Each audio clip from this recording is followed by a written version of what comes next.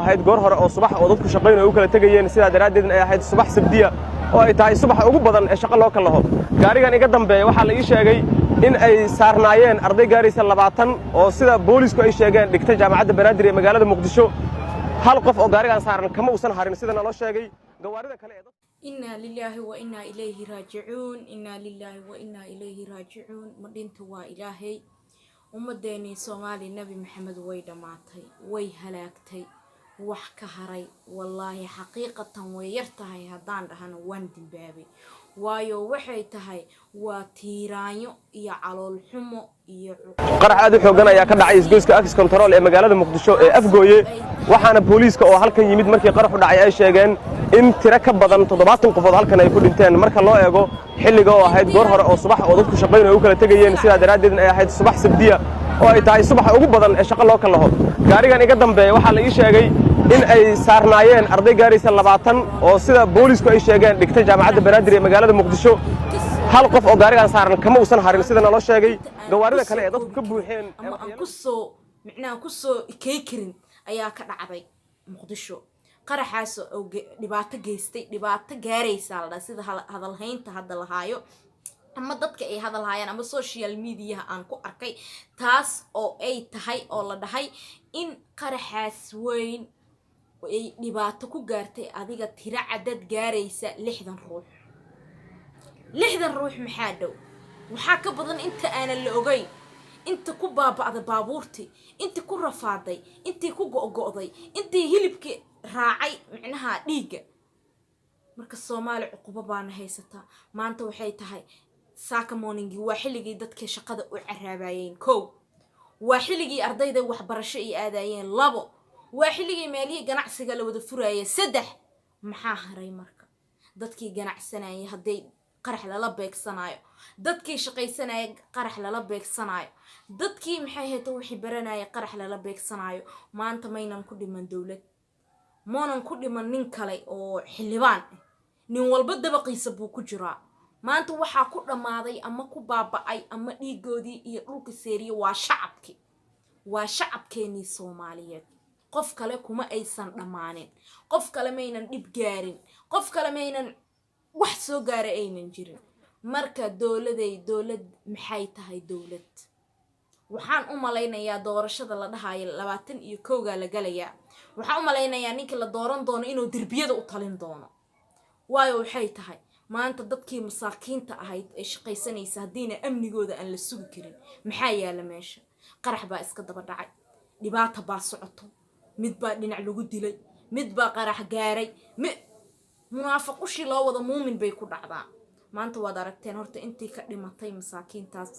inta qof dhibaatada gaartay dadkii dhulka waxa loo ballaqay sida xoolo la bireeyay camal saaka wallahi xaqiiqatan hadaan arkay waan ooyay calooshiya ay hurtay Soomaali way dhamaatay Soomaaliya waxba kama harin baaba Muqdisho waxa u malaynayaa inuu dhul cad ka soo hari doono 60 qof hal subax baxday 100 qof inay baxda laga yaabo hadda yaa qofna ma ogo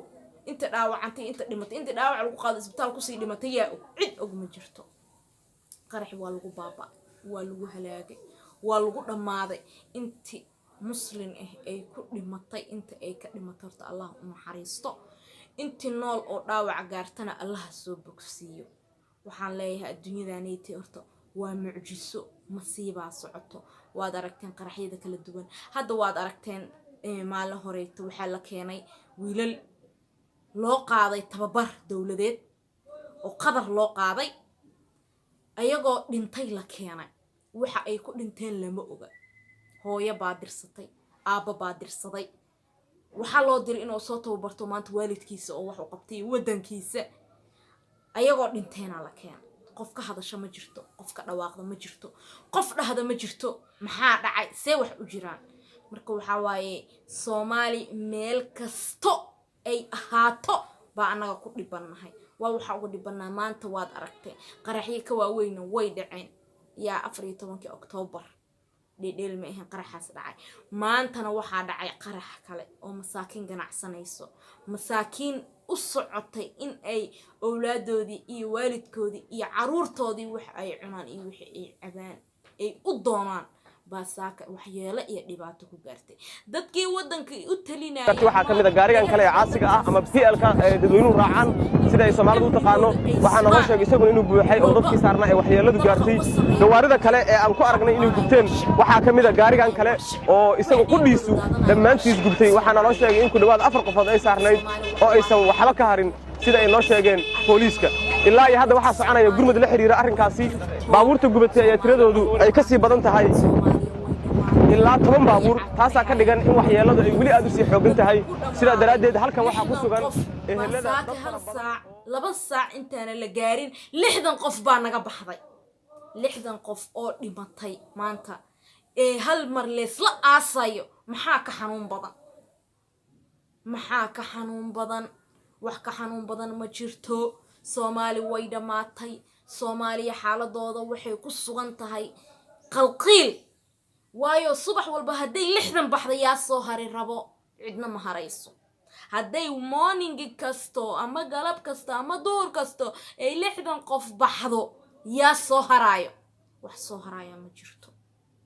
wax noolaanaya ma jirto ilaahay waxaan ka baryeena oo ilaahay ka toogeena in ay dhibaatadan haysato ilaahay oo naga dulqaado Soomaali nabi maxamed hadaanu nahay meel walbo aan ku dhibaataysanana maanta haday tahriibaan badiya ku dhamaanayaan waad aragtay wixii badda ka dhamaanay Soomaali bay u badanta waxay ka cararayaan dhibaatadii wadankoodii taale haday wadankii qurbihii ay tageen dhibaato kale baa u sii dheer oo waa la faquuqaya marka Soomaaliya meel kasto ay ku rafaadsan tahay maanta hadaana wadankeena ku nasanaynin oo wadankeena aan ku istareexaynin war maanta hadaad baxdo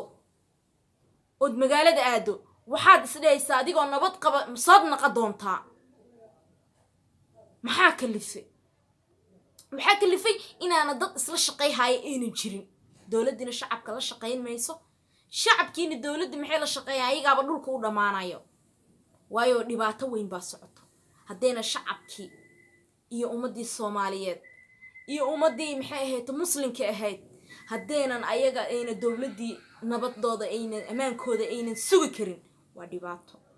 waayo nin walbo haduu shaar u soo gashto in uu soo rabo oo sameesto shacab looma arxame shacab looma nixin caruur looma nixin aabayaal looma nixin waayeel looma nixin way waxana loo nixin waxa way ha dhamaadana haday rabaan maxaa naga galay dhibaatada socoto waad u jeedaan saakay dadka siday u baaba'een midkoodii waxa loo waray sida xoolo la bireeyay camal ayagoo 20 ruux ka badan inna lillahi wa inna ilayhi raaji'un hasbunallahu wa ni'mal wakiil inta muslimiin ah oo dhimatay dhamaatay waxaan dhahayaa Allah u naxariisto ilaahay jannatul firdaws ha ugu bishaareeyo ilaahay kitaabkooda gacanta midig ha ka siiyo ilaahay inta ay ka geeriyooto caruur xaasas waalidiin aabayaal walaalo qaraabo ehel intaba ilaahay niyadooda ha u qaboojiyo niyadooda ha u dajiyo niyadooda ilaahay ha u sameeyo waayo waxay tahay qofkaagii saakay shaqo ku aaday hadii meedkiisa aad aragto waa arin aad iyo aad u calool xumo badan waa arin aad iyo aad u xun waa arin aad iyo aad oonan maanta looga kabsa doonin loogana xasuusi beeli doonin waayo waxay tahay maanta hadii ay Soomaalidii dhulka u dhamaatay maanta haday Soomaalidii qarax ku leedaan maanta haday Soomaalidii dhiigoodii dhulka sayriyo yaa wadanka wax u qaban rabo wadanka wax u qaban rabo lama arkayo waayo qarax bay ku dhamaadeen meel walba ku dhimanayaan badii ay ku dhamaadeen wax ka hadlaya ama wax u sidimay ama wax u arxamay maanta ma jirto Soomaali xaq alla bay ka dhamaatay Soomaaliya ma noolo way halaageen qarax baa lagu halaagay 60 ruux ka badan baa saaka ma heed biri maxaan ahaan doonaa Allahu a'lam inna lillahi wa inna ilayhi raaji'un Allah u naxariista inta Soomaali nabi maxamed oo dhimatay dhibaato soo gaartay inta dhaawacan oo dhibaataysan ilaahay dhibaatada ha ka qaado ilaahay dhibaatada ha ka feedo waayo maanta waad aragteen kii dalkii ka cararay oo dibad tagane ayagoo dhibaato haysataa la keenay shalay daraad meedad la soo dejinay qadar laga keenay wax ay ku dhinteen lama oga maanta wixii tahriibo nafsadooda meel kale ula weecdana waxaa la keenaya waxay ku dhammaanayaan badihii kuwii wadankii joogayoo waxay ku baxaan waayeen qarax bay ku dhammaadeen inaa lillahi wa inaa ilayhi raajicuun alla yarxama raaximiin inta muslimiin oo dhammaatay ilaahay ha u naxariisto ilaahay qabrigooda waasaca ka dhiga gacanka xaq daran baa dishay ilaahay ha u naxariisto intii nool oo badbaaday oo dhaawacan dhibaato haysatana dhibka allah ka feedo ilaahay bugsiimo qeyr qabta ha siiyo saxaabteeda qaaliga waxaa idin leeyahay salaamu calaykum wa rahmatullahi